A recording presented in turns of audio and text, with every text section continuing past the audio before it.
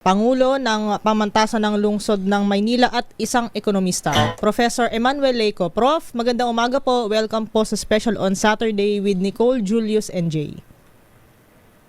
Magandang umaga po at maraming salamat sa inyong paanyaya. Magandang umaga din po sa inyo pong mga taga-subaybay. Prof, unang tanong po, parang ang mararamdaman natin na mas matindi pa sa Marso na ito ay ang Abril. Magmamahal ang presyo ng tubig, ang presyo ng mga bilihin sa supermarket, ang LPG at ang gasolina. We are not seeing signs of going down. Ang prices ng pagkain. At we have not seen any signs na matatapos na ito soon. Hindi naman sa nagkakos ng panic, pero sa palagay nyo ba, Prof, kaya pa po ba ng Pinas? Ay kakayanin po natin kung kakayanin. Kaya lamang po ay dapat na malaman din po natin sino po ba ang nagkakarga ng pinakamabigat na dalahin sa pagtawid ng krisis na ito. At malalaman po natin na pagka tayo po ay nagsuri, sino ba ang tunay na nahihirapan, sino po ba ang talagang nagdadala ng krisis na ito. At dapat po ay alamin din natin ano ba ang dapat na gawin ng pamahalaan para po maibsan naman ang bigat na dinadala ng ating mga kababayan.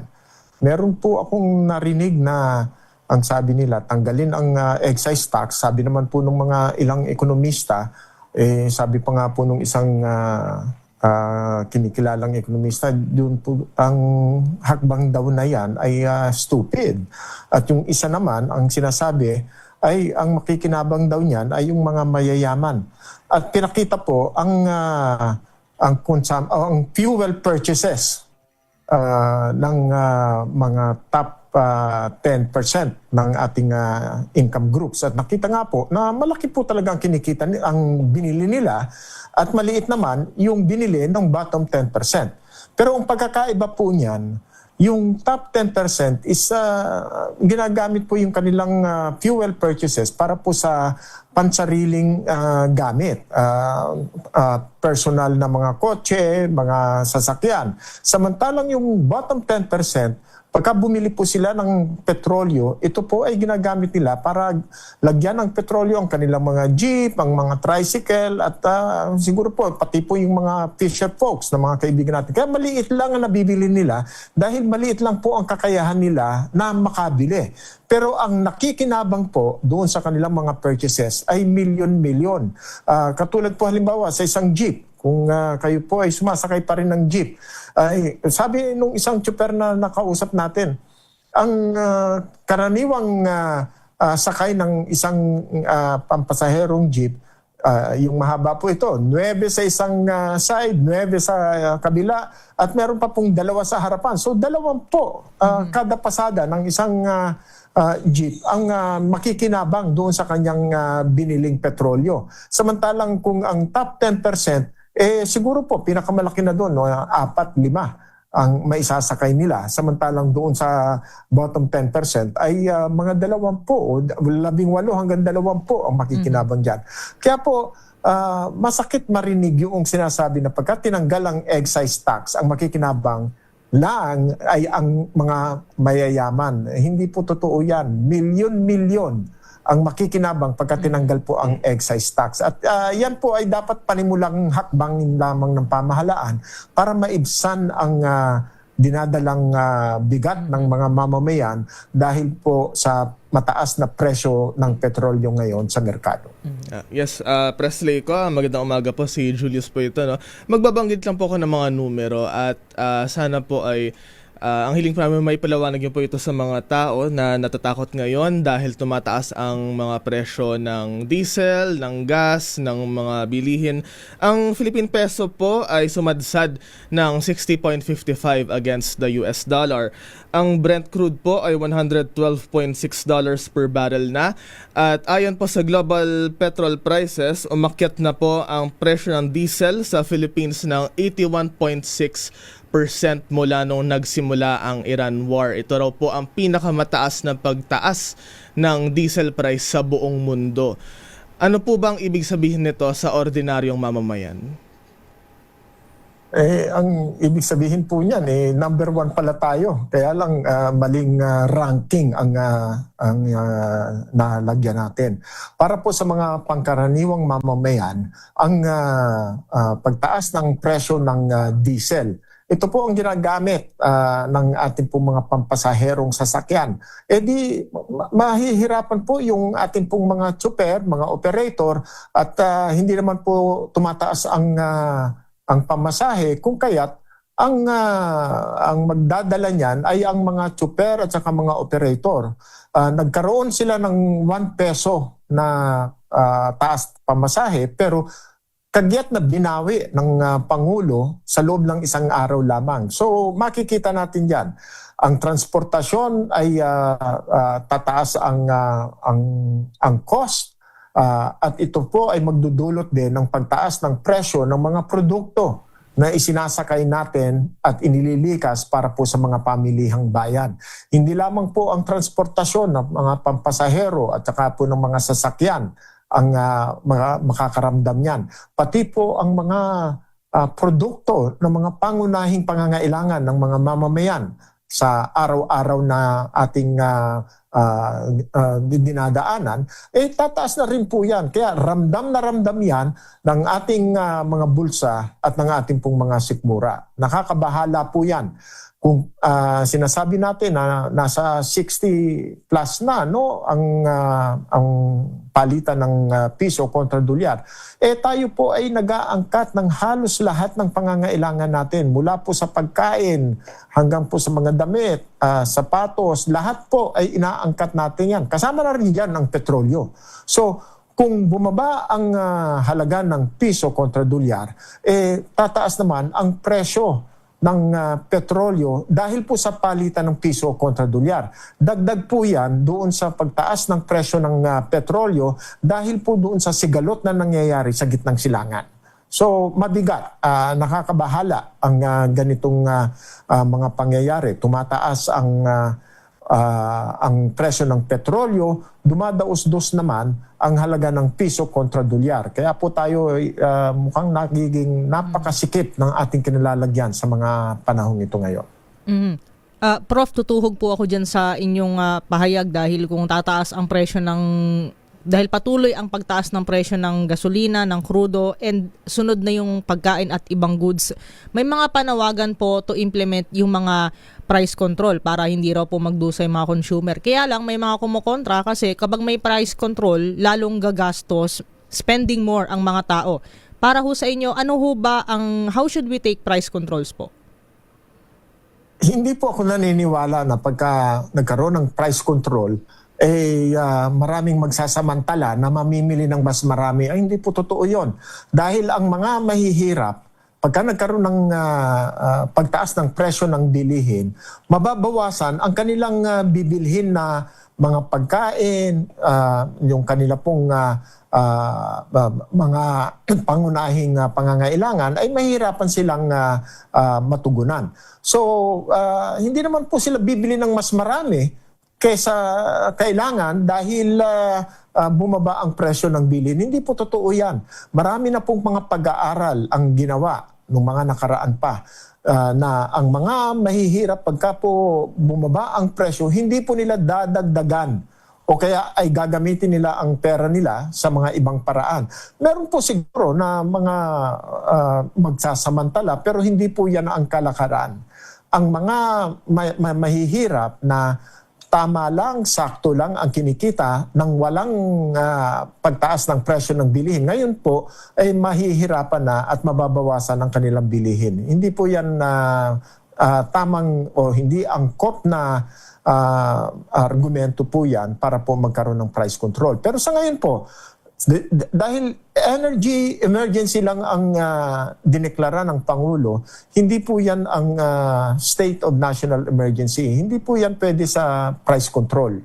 At sana nga po ay mapag-aralan at maisakatuparan na ideklara ang state of national emergency at pangatawanan na po. Ito po ay emergency na nagpapahirap po sa napakarami milyong-milyong mga Pilipino sa ngayon. Prof, bago po tayo mag-commercial, ibig niyo pong sabihin sa ngayon hindi pa po dapat magpatupad ng price control, tama po ba? Hindi po. Dapat po ay magpatupad na ng price control, pero hindi po yan magagawa sa ilalim ng National Energy Emergency lamang. Kailangan po ay ang state of national emergency ang ideklara para po pwede na tayong manghimasok doon sa pagpepresyo ng mga pangunahing bilihin ng mga mamamayan. Prof, maraming salamat po. Tayo magko-commercial break lamang po muna. Babalikan po namin kayo. Prof, si EJ po, no? Matanong ko lang, tatanong lang ako sa mining industry. Ayon po sa isang prominenteng grupo ng nickel miners, kapag nagtuloy-tuloy ho na walang supply ng crudo, posibleng magsara ang buong mining industry. And as we speak, Prof, Pres, sarado na ho ang Strait of Hormuz. Ano ho ang magiging implication nito sa Philippine economy kapag tuluyan nagsarado ang mining industry? Malaki din po ang impact niyan dahil marami po ang laki ang kinikita ng minahan dito sa Pilipinas. At kung magsara man ay malaki din po ang magiging impact niyan doon sa ating pong economy.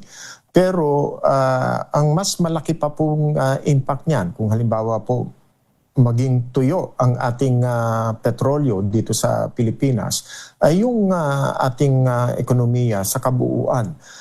Tulad po na sinasabi natin lagi, ang ating ekonomiya is consumer driven. At kung ang consumption ay bumagal, babagal din po sa kabuuan ang ating ekonomiya.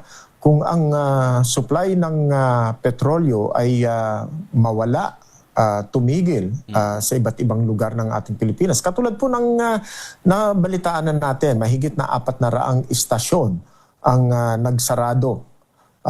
Nung unang, akala ko lang nagsarado sila dahil hinihintay nila yung mas mataas na presyo. Una kong nabalitaan yan ay nung Lunes. Pero kahapon ay nanatili yata at nadagdagan pa ang mga gasoline stations na sarado. Kung kaya po nakakabahala na rin yan, bagamat libo-libo pa rin ang bukas, ito po ay nasa mga lugar na kung saan ay nanggagaling ang ating pong mga kinakain, ang ating pong mga gulay, ang ating pong mga pagkain. So makakataas din po yan ng presyo ng petrolyo, ng presyo ng mga produkto sa mga lugar katulad po ng Kamaynilaan. Nakakabahala po yan talaga. So, ang sabi ng Pangulo at ni Secretary Castro na ang supply ay nananatili, mukhang hindi po yata totoo yan sa buong kapuluan, sa buong Pilipinas. Meron pong mga lugar na nawawala na po ng supply. Sana po ay magkaroon ng muling pagtingin. Ganito ba talaga ang ating supply o talaga pong nanganganib na rin talaga na mabawasan? Hindi naman ako naniniwala na matutuyuan tayo, pero mababawasan po at malubha ang magiging dulot niyan sa ating pong bayan.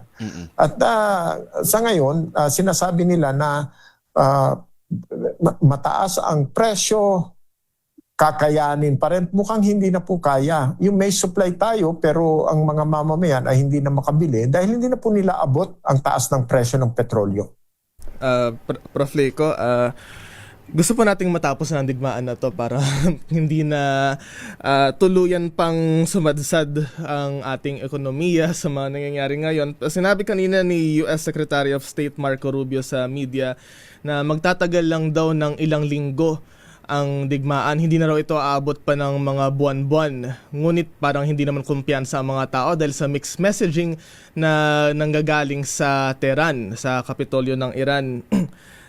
How do you assess po yung government action na ginagawa ngayon? Naglalabas po sila ngayon ng fuel subsidy, ng ayuda para sa transport sector. Tapos inanunsyo din po ng palasyo ng ating energy department na bumibili sila ng krudo mula Russia. So, sustainable po ba ang ginagawang ayuda? Sustainable po ba yung aksyon na ginagawa ng gobyerno ngayon? Or what should the government be doing right now in case na tumagal palalo po ang digmaan sa gitnang silangan? Balikan muna natin, Julius, ang sinasabi ng Amerika dahil sila po ang nag-umpisa ng gera na ito. Nung una, ang sabi ni Trump, mga 4 to 6 weeks tapos na yan. Kahit na nanalo na sila sa unang araw at unang oras pa lang dahil para bang sa Tagalog nga ang sinasabi nila, pinulbos na nila ang Iran. Actually, narinig ko na rin yan na na-obliterate na raw ang kakayahan ng Iran na mag-produce ng nuclear arms. Pero bakit binalikan nila yan? Nangyari na po yan, unang nangyari nung Hunyo, nung nakaraang taon. Pero ngayon, Pebrero, binalikan nila. At ngayon, hindi na uubos ang missile ng Iran. Patuloy pa rin silang nagpapaulan ng bomba, ng missile sa Israel. At ang nagbago pa, dati hindi inaatake ng Iran yung mga base militar ng Amerika sa mga karatig bayan tulad ng Saudi Arabia, sa Qatar, sa UAE. Napakarami po ng mga sundalong Amerikano at base militar ng Amerika doon sa mga karatig bayan. At doon po nanggagaling ang mga eroplano at ang mga bomba na binabagsak sa Iran. So sabi ng Iran, kayo ang nag-host ng mga base militar na nakakasama para sa Iran, kaya aatakihin na rin kayo. So inaatake na rin nila. Malaking malaking paglawak ng digmaan na yan. So hindi lang Israel, hindi lang ang Amerika ang kalaban ng Iran, kundi pati yung mga base militar na hino-host ng mga karatig bayan ng Iran ay kasama na rin sa digmaan. So malawak na ito. Matatapos ba ito? Halimbawa sabihin ni Trump na may ceasefire na. Matatapos ba agad-agaran ang problema natin? Mukhang hindi po agad matatapos dahil napakalawak na, napakarami na ng mga oil refinery infrastructure ang nasira sa digmaan na ito. At ang tantyan ng marami, hindi lamang 6 months. Mahigit pa ang kakailanganin para maibalik sa dati ang produksyon ng langis sa gitnang silangan. So magtatagal ito ang aking tingin. No?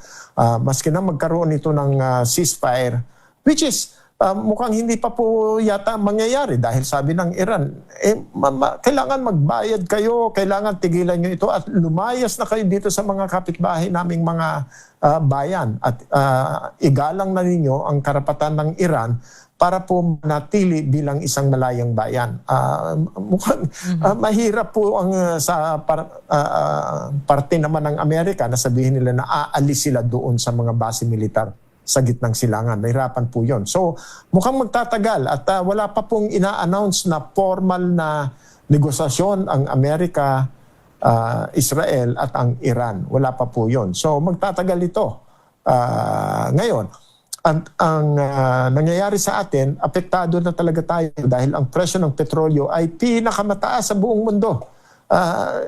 Ito po nga ang sinasabi nila, number 1 na naman ng Pilipinas pero sa isang paraan na hindi natin ninanais. Mataas ang presyo ng petrolyo, so ang pamahalaan, ang sabi ay magbibigay na sila ng ayuda. Totoo po yun. Makakatulong, malaki ang tulong ng ayuda para sa mga mamamayan. May mga problema na ang mga ibang mga dapat ay nakakatanggap ay hindi nakakatanggap. Mananatiling problema yan dahil talaga namang sa totoo lang, mahirap mamigay ng ayuda. Hindi dahil sa ayaw, kundi talaga pong mahirap. Logistically, mahirap pong ipatupad ang pamimigay ng ayuda. Ang mas magaling po sana na gawin ay tanggalin na agad ang excise tax.